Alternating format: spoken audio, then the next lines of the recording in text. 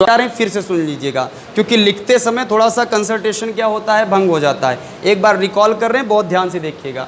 मैंने आपको बताया, अगर रस शब्द की मतलब रस शब्द का सबसे पहले प्रयोग अगर आपसे पूछे तो ऐसा कहाँ मिलेगा, वो तैत्तरीय उपनिषद में। तैत्तरीय उपनिषद में उन्होंने रस शब्द का जो प्रयोग किया था वो क्या अर्थ था, स्वाद के अर्थ में। लेकिन भरत मुनि ने जो रस शब्द का प्रयोग अपने ग्रंथ में किया वो अलौकिक आनंद के रूप में किया है। तो इसीलिए इसकी डेफिनेशन बनाई जाती है कि किसी भी कविता या कहानी को पढ़ने अथवा सुनने से हमारे मन में जो आनंद की उत्पत्ति होती है उसे ही हम क्या कहते हैं, रस कहते हैं।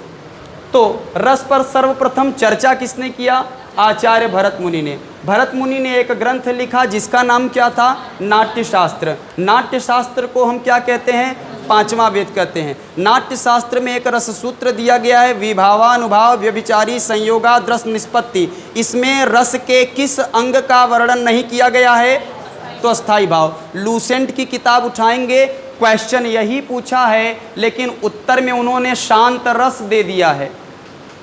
प्रश्न उन्होंने पूछा कि भरत के रस सूत्र में किस अंग का वर्णन नहीं है, तो आपका जवाब अस्थाई भाव होना चाहिए। अगर प्रश्न ये पूछा जाए कि नाट्य शास्त्र में किसका वर्णन नहीं है, किस रस का वर्णन नहीं है, तब बात शांत रस की आएगी, ये ध्यान रखिएगा। अब क्या है, अस्थाई भाव की संख्या कितनी बताएंगे आप, 9, विभाव की संख्या 2, अनुभाव की संख्या 4 और व्यभिचारी भाव की संख्या 33, या फिर संचारी भाव कहेगा तो भी आपका जवाब 33, या क्षणिक भाव कहेगा तो भी आपका जवाब कितना होना चाहिए, वो 33 ही होना चाहिए। फिर आगे की बात करें तो नाट्य शास्त्र में भरत मुनि ने कितने रसों की चर्चा की थी, 8। फिर बाद में एक शांत आया, तो शांत के प्रतिष्ठापक कौन है, उद्भट जी। फिर वात्सल्य आया, वात्सल्य के प्रतिष्ठापक विश्वनाथ जी हैं। फिर भक्ति आया, भक्ति के प्रतिष्ठापक। तो जिस क्रम में इनका आगमन हुआ है उसी क्रम में इनके संख्या का नामांकन कर दिया। तो 8 तो पहले से ही था, फिर शांत आया तो इसे 9वां कहा गया, वात्सल्य को 10वां कहा गया और भक्ति को 11वां कहा गया। और अगर आपसे कोई पूछे कि भक्ति और वात्सल्य को अलग से क्यों जोड़ा जाता, तो आप कह सकते हैं कि ये जो दोनों हैं ये श्रृंगार रस के वृहद दायरे में शामिल हो जाते हैं, इसलिए इनको इसी में इंक्लूड कर दिया गया है, जोड़ दिया गया है। तो यहाँ तक डाउट क्लियर है। अब हम लोग जो जानेंगे वो अस्थाई भाव के विषय में जानेंगे, क्योंकि रस का पहला अंग यही है। तो अब हम लोग मिटा दी इसको, तो हेडिंग बना लीजिएगा आप लोग, अस्थाई भाव, ठीक है ना।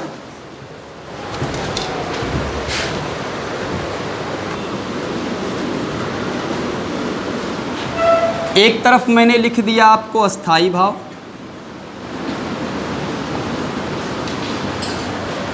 और अस्थाई भाव के बारे में कोड मैंने क्या किया है, 9/11 और किस पर टिक है, 9 पर। यहाँ मैंने इक्वल कर दिया, यहाँ पर मैंने कर दिया है रस। अगर मैं ये कह रहा हूँ कि अस्थाई भाव इज इक्वल टू रस, तो अस्थाई भाव की जो कंडीशन होगी वही रस की भी होनी चाहिए। तो रस पर भरत मुनि ने एक सूत्र दे दिया, विभावानुभाव व्यभिचारी संयोगाद रस निष्पत्ति। तो मैंने भी 2 सूत्र दे दिया उनसे बिना पूछे, जो कि मैं यहाँ लिखने जा रहा हूँ, जिसमें अस्थाई भाव के लिए है शो उ क्रो वी देश हा जू नी र और भ। इसको याद कैसे करेंगे, विडंबना की बात ये है। तो 3 को तो आप एक बार और 4 को एक बार और 4 को एक बार आप पढ़ेंगे तो 2-4 बार में वो याद हो जाएगा। शौक्रो विदेशा जो निरभ, और एक सूत्र यहाँ पर मैं लिख दे रहा हूँ, कबीरो अभवाह विषा श्रीम। 2 मैंने कर दिया, ठीक है ना। अब देखिएगा एज इट इज़ इसको भी हम लोग करेंगे। 3 4 4 लिखने वाले थोड़ा सावधान रहें। वो सब यहीं रहेगा, वो आप आराम से लिख लेंगे। शोक को अब हम लोग थोड़ा सा इलेबरेट करते हैं। यहाँ सो का आशय शोक है, तो यहाँ ऊ का आशय क्या हो जाएगा? उत्साह। क्रो का अब आइडिया लग गया होगा। वी का विस्मय। यहाँ दे का देवरति। देवरति माने जो प्रेम देवताओं के प्रति हो। यहाँ आधा स का आशय स्नेह से है। हा का आशय हास से। हास ये स्थायी भाव है, रस वहाँ होगा। यहाँ जू का तात्पर्य जुगुप्सा है और नी का तात्पर्य निर्वेद है और र का तात्पर्य रति है और भ का तात्पर्य भय है। यहाँ की बात करें, यहाँ क का आशय क्या हो गया? करुण। ये वीर, ये रौद्र, ये अद्भुत। भक्ति, वात्सल्य, हास्य, विभत्स, शांत, श्रृंगार, भयानक। अगर ये कोड याद कर लेंगे तो जिंदगी में भी आप अस्थाई भाव और रस को भूल नहीं पाएंगे। वो अल्टरनेट है, लिखने वाले सावधान। अब देखिएगा, मैं कई बार आपको ही इंडिकेट कर रहा हूँ, थोड़ा सा आप देख लीजिए, आप समझ लेंगी तो बेहतर होगा। ये आप लोगों को और कहीं ऐसे नहीं मिलेगा जैसे मैं आपको दे रहा हूँ। आपको किताब में तो सारा इन्फॉर्मेशन है, मैं कुछ नया नहीं पढ़ा रहा हूँ, मैं वही पढ़ा रहा हूँ जो किताब में मौजूद है, बस द वे ऑफ टीचिंग थोड़ा सा अलग है। तो बहुत ध्यान से समझिएगा। अब क्वेश्चन आपसे कैसे पूछा जाएगा वो ध्यान दीजिए। ये अस्थाई भाव है, वो क्या है? रस है। पहला क्वेश्चन, शोक नामक अस्थाई भाव से किस रस की उत्पत्ति होती है? जवाब होगा करुण। उत्साह से, क्रोध से, विस्मय से, देवरति, स्नेह से, हास से, जुगुप्सा से, निर्वेद से, स्रति से और भय से। इसका मतलब कि 11 क्वेश्चन आप लोगों को स्थाई भाव से पूछ सकता है। रिवर्स क्वेश्चन कैसे पूछेगा? प्रश्न बोलेगा कि करुण रस का स्थाई भाव क्या है? वीर का क्या है? रौद्र का, अद्भुत का, भक्ति का, वात्सल्य का, हास्य का, विभत्स का, शांत का, श्रृंगार का और भयानक का। क्लियर है यहाँ तक डाउट? अब देखिएगा, 11 क्वेश्चन मान लीजिए आपको यहाँ से पूछ लिया। अभी हाल ही में एक एग्ज़ाम जो है कंप्लीट किया गया है यूपीपीसीएल का, Uttar Pradesh power corporation limited. आप ये जान लीजिएगा 9 क्वेश्चन केवल इसी ग्राफ से पूछा है, 9 क्वेश्चन एक टॉपिक से। और बड़े विडंबना की बात यह है कि केवल 3 ही टॉपिक से उसने क्वेश्चन पूछा। कहा था सामान्य हिंदी पूछूंगा, रस, छंद और अलंकार को छोड़ करके कुछ पूछा ही नहीं। रस से था 22 क्वेश्चन, छंद से जो था 19 क्वेश्चन, रेस्ट सब अलंकार से दे दिया था। तो इस सेटअप से आप तैयार कर लेंगे। अब आपके पास 2 वे है, इनकी डेफिनेशन आपको याद करनी होगी। तो डेफिनेशन का 2 तरीका है, या तो आप कहिए कि मैं 11 का डेफिनेशन लिखा दूं, या तो मैं किसी एक का मैं बता दूंगा। मैं वादा करता हूं 10 का डेफिनेशन आप अपने आप बना लेंगे। तो 11 का लिखाऊं या एक समझाऊं? मैं जान रहा हूं everyone want to shortcut, doesn't matter, कोई बात नहीं, हम लोग वही देख लेते हैं एक को। और मैं परिभाषा नहीं बनाऊंगा। और एक आश्चर्य की बात बता दूं, यहाँ जितने लोग बैठे हैं इस समय सभी लोग भरत मुनि हो गए हैं, लेकिन इसका एहसास आपको ऐसे नहीं होगा, वो अभी मैं दिलाता हूँ। मैं नहीं बनाऊंगा परिभाषा, आप बनाएंगे। तो मुझे आप बताइएगा कि भरत मुनि ने एक जो रस सूत्र दिया उसमें रस के किस अंग का वर्णन नहीं किया था? स्थाई भाव। तो मैंने पहले यहाँ लिख दिया स्थाई भाव। तो किसका किसका वर्णन मिलता है? एक तो विभाव का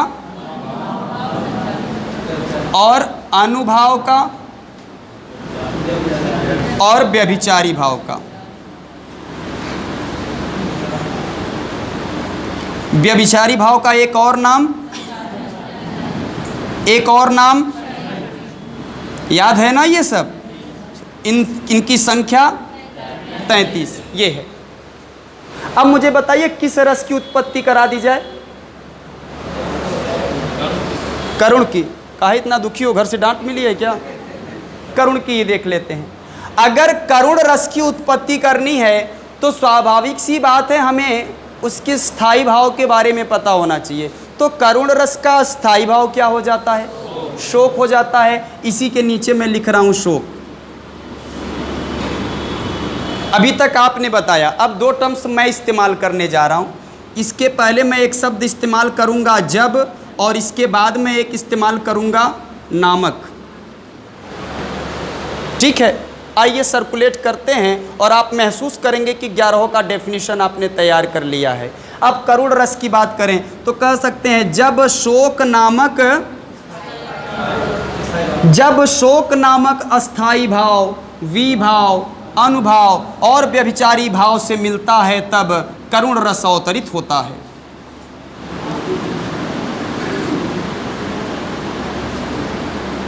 अब आपको क्या करना? कुछ नहीं करना, केवल एक टर्म्स बदलना होगा। जैसे मान लीजिए भयानक रस की परिभाषा लिखनी है तो ये जो भय है, भय को अस्थाई भाव के नीचे रख दीजिए और फिर आप सर्कुलेट करिए कि जब भय नामक अस्थाई भाव, विभाव, अनुभाव और व्यभिचारी भाव से मिलेगा तो भयानक रस की उत्पत्ति होगी। कोई डाउट है? बन जाएगा 11 होगा। अब देखिएगा क्वेश्चन कैसे पूछेगा। ये चीज़ें नहीं है कि याद कैसे है, ये ज़्यादा इम्पॉर्टेंट है कि उसके क्वेश्चन के पूछने का तरीका क्या होता है वो आपको पता होना चाहिए। अब देखिएगा वो पूछता क्या है, यहाँ पर वो हटा करके क्वेश्चन मार्क लगा देता है और यही फिल करना है आपको। रिक्त स्थानों की पूर्ति करिए और ये परिभाषा में आपको 2 लाइन में दे देता है कि जब शोक नामक अस्थाई भाव, विभाव, अनुभाव और व्यभिचारी भाव से मिलता है तो किस रस की उत्पत्ति होती है, यही क्वेश्चन आपसे होगा। तो ऐसी स्थिति में क्या हो जाएगा? करुण रस हो जाएगा। इसका मतलब ये है कि ये 11 क्वेश्चन आपसे इस डेफिनेशन से पूछ सकता है, 11 मोर। समझ में आ रहा है? उसके दूसरे तरीका क्या है पूछने का? अब उसने यहाँ दे दिया, ये रौद्र दे दिया, अब वो यहाँ क्वेश्चन मार्क लगा दिया। अब आपसे फिर से तरीका बदल दिया कि जब क्या नामक अस्थाई भाव, विभाव, अनुभाव और व्यभिचारी भाव से मिलता है तब रौद्र रस की उत्पत्ति होती है। तो अब आपको क्या भरना होगा? क्रोध भरना होगा। माने 11 क्वेश्चन क्या करेगा वो? यहाँ से बना देगा। माने ये जो 22 क्वेश्चन है ये आपको बना रहा है इधर से और इधर से केवल रिवर्स करके। वो टैक्टिस बदल देता है क्वेश्चन पूछने का। अगर कॉन्सेप्ट से नहीं पढ़ेंगे, रट करके पढ़ेंगे तो पूरा कॉन्सेप्ट डिस्टर्ब हो जाता है। तो आपको क्या करना है? ये पूरा कॉन्सेप्चुअल पढ़ना है। मैं आपको सामान्य हिंदी पढ़ाता हूँ और पढ़ा रहा हूँ, लेकिन ट्रेडिशनल तरीके से नहीं, टेक्निकल तरीके से जो एग्जाम ओरिएंटेड होता है। अब देखिएगा, आप ये सोचिए कि व्यभिचारी भाव का वो सहारा लेकर के अगर 22 क्वेश्चन बनाया तो फिर से 22 क्वेश्चन बना सकता है। अगर वो अनुभाव की जगह क्या इस्तेमाल करे? संचारी करेगा तो फिर वो रिवर्स आपसे क्वेश्चन पूछ सकता है, माने 11 + 11 क्वेश्चन।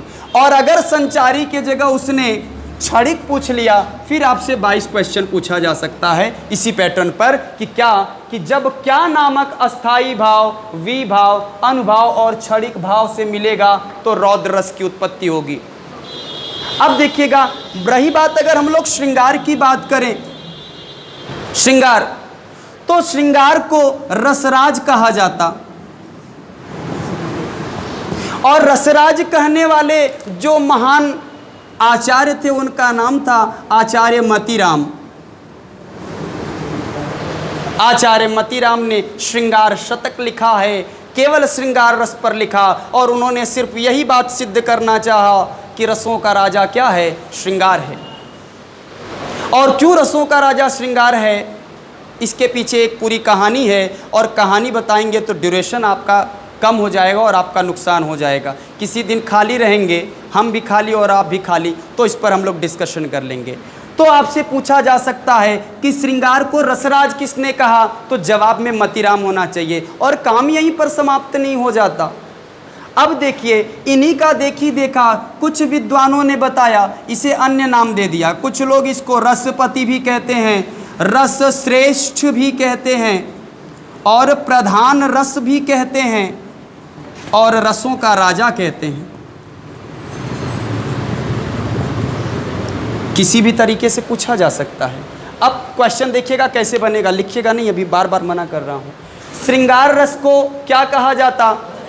रसराज विकल्प में नहीं होगा, रसपति विकल्प में नहीं होगा, रस श्रेष्ठ विकल्प में नहीं होगा, प्रधान रस नहीं होगा, तो रसों का राजा।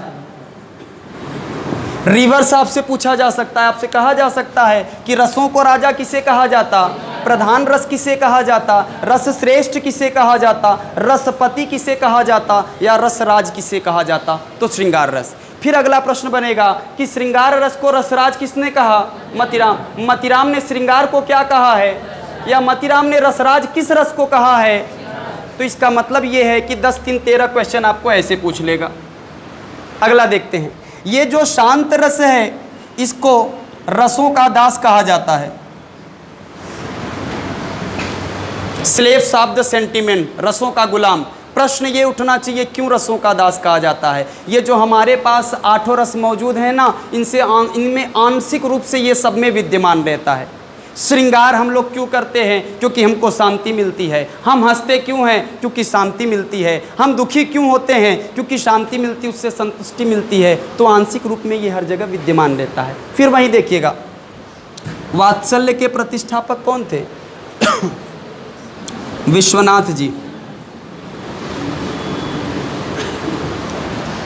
विश्वनाथ महोदय एक पंक्ति लिखते हैं कि वाक्यम रसात्मकम काव्यम,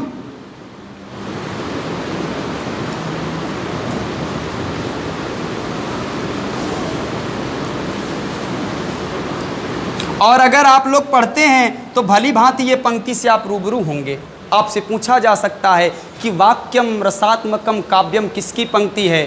तो विश्वनाथ जी की है। वो कहते क्या हैं कि वाक्यम, कोई भी वाक्य, रसात्मकम, जिसने रस से साक्षात्कार और आत्मसातीकरण कर लिया हो, या सरल शब्दों में कोई भी वाक्य जो रस में डूबा हुआ हो, वही क्या हो जाता है? काव्य का अवतार ले लेता है। अब हम लोग बात करेंगे यही करुण की। तो करुण रस को भवभूति ने रसराज माना है। भवभूति ने कहा है कि एको रसः करुणः, एकमात्र रस करुण है। और अभी एलटी के पेपर में यही पूछा था कि किसके अनुसार करुण रस को रसराज कहा जाता है? तो आपका जवाब क्या होगा? भवभूति के अनुसार। अगर आप इसको काउंट कर लेंगे तो इस लेक्चर से 100 से प्लस क्वेश्चन आप डिजाइन कर सकेंगे। काउंट अगर कर लीजिएगा, ये ग्राफ आप बना लीजिएगा।